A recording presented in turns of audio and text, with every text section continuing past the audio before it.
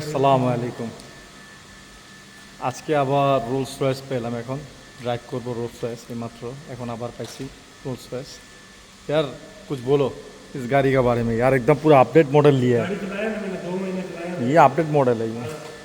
मेरा बॉस के पास वो दूसरा टाइप का है, वो छठ टाइप का है ये दूसरा। नया मॉडल है, नया मॉडल है। तो Rolls Royce one of great car. ये जो सेंसर है ना, हाँ अभी वो लॉक खोलेगा ना तो ऐसा इसको ऐसे करेगा। हाँ, ये ऐसे करेगा ना, डोर खुद खुल जाएगा, टच करने की जरूरत नहीं। ओपन है, एकदम अपडेट मॉडल है। नहीं, मैं उस दिन एक गैरेज में लेके गया था, मैं देखा। এই গাড়িটা এখন আমার কাছে আসছে পিক আপের। গেস্ট এখনও আসে নাই, গেস্ট আসবে।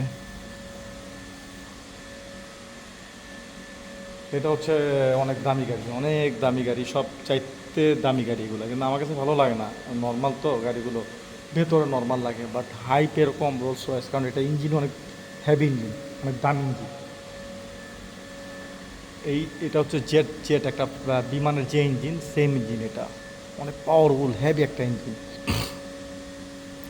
যখন গাড়ি স্টার্ট হবে তখন এটা সম্পূর্ণ বোটরতে অটো চালাইছে আগে।